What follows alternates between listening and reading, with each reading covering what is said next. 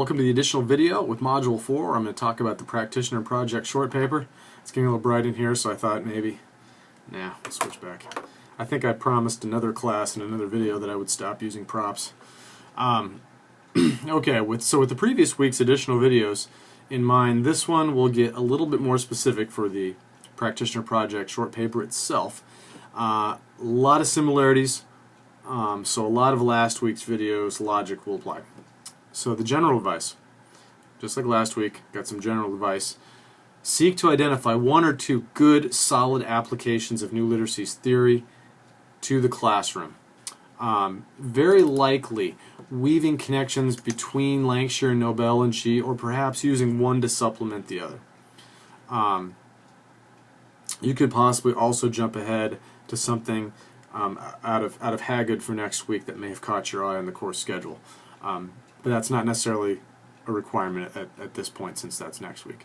So taking stock of resources, remember you've got both text, 3 when you count Haggard's edited text, 4 articles, but I've also added that additional optional module with a variety of articles I thought you might find interesting, plus you've got feedback and idea development on your theoretical exploration paper. So you've got a wealth of thinking in the bank to help drive this forward. Ideally, your theoretical exploration will be the very literature review that informs this particular classroom application of theory, right? So first, in the general sense, remember that this practitioner project is what the name implies, but there's a slightly different play on the word that I think might help you. Instead, don't think of it as a project, something that you do. Think of it as something you project, right? Something you send forward and you apply. The practitioner project. That it sounds a little awkward to say, but I think you get the meaning. This is not about discussing what you plan to do, although I think it's certainly inferred that as the author of the piece you are advocating for it, right? But what this is about discussing how the knowledge in the field can be applied to the classroom, right? Make sure you're reaching out via your email to our academic assistant Katie or to me to sift through your questions, your roadblocks, as you consider this as your possible topics, right? I've had a few great phone conversations about some of these ideas. The highlight of my day when I'm in the office, right? So considering the ultimate destination of this thinking in your future final symposium paper next week, as well, this practitioner project is in many ways it's an extension of the theory that you've already discussed. The practitioner project, the concept, will stand on very solid ground because of the previous theoretical exploration foundation that you already put in place. But for now, the goal of the paper, as the handout says, is to allow students the chance to design a working, useful classroom application for one or more of the theoretical concept explored in the course. Although this will take various forms and might become more complicated to share in the online environment, students should complete enough narrative material to capture the concept, connect with the relevant theory and literature, and make it classroom ready in the sense that a veteran educator could work from the narrative to easily design a working lesson plan. So your practitioner project paper should be an effective narrative describing the extension of the theory, the application of the theory to practice, in enough detail with enough clarity that somebody could say, okay, you know what?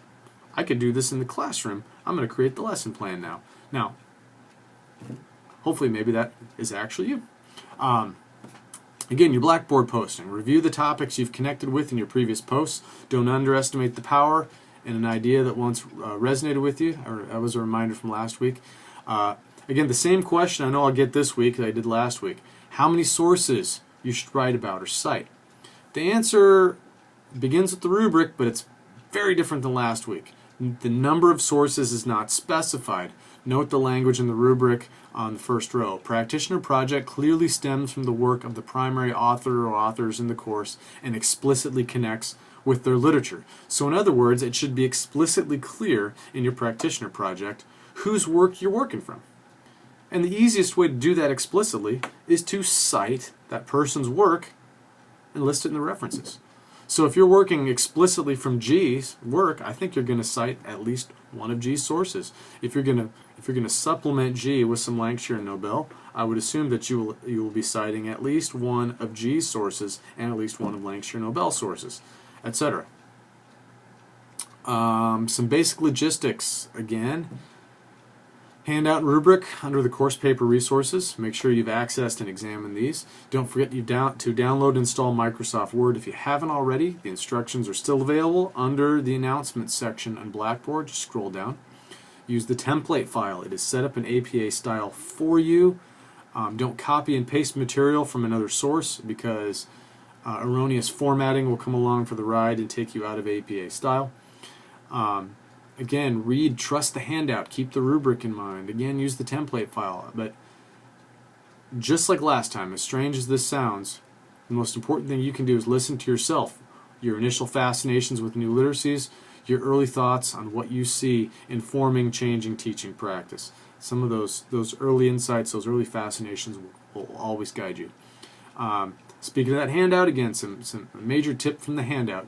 Consider the primary and suggested readings. Consider your theoretical exploration topic. Consider even more specific ideas from the text that stand out or that you encountered and felt the desire to use. Zero in on what interests you the most. Also, as you digest the theoretical concepts from the readings and locate specific classroom applications that interest you the most, consider questions of this type to get you rolling. How might this theory look or feel in practice? What's necessary to make or do or adjust in order to make the concept classroom ready? How will this idea structure, change, or radically alter the student learning experience? What logistical steps, items, handouts, models, examples, or plans might be necessary? Also, plan your ideas in a strong academic narrative. Use logical thinking. Do not write this assignment as a lesson plan. This is an academic piece, an academic language, right? So consider the following path of thinking as you shape the logic, possibly your level 1 and level 2 sections, right? Think about body of theory that inspired this idea, the classroom application idea, how that theory translates into classroom practice, and what logistical or narrative design you need to have to share those plans or ideas. The sections and comments in the template file are set up again in a very nominal manner. I think you'll find it very user-friendly, very easy to work with. But make sure you keep in mind the use of your level 1, your level 2 headings, your APA style and citations, and the references page. Your headings, just like last week, should be decent signposts throughout your narrative that guide the reader. But especially this week, make sure you're tailoring those headings to really suit the pathway of the thinking and the logic that you're revealing in your narrative. Again, don't forget to lean on that strong academic voice and that third-person voice of the profession. Avoid that first-person narrative. Resist the temptation to talk about what you would do.